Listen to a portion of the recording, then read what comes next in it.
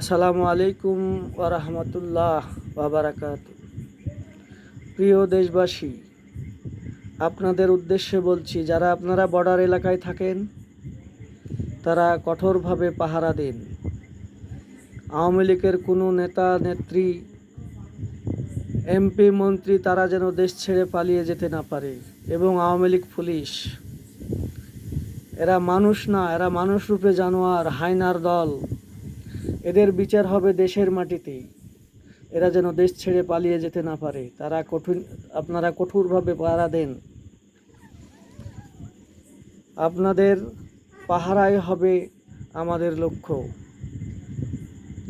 এরা অনেক মায়ের বুক খালি করেছে, কোল খালি করেছে, অনেক সন্তানদেরকে মেরে ফেলেছে।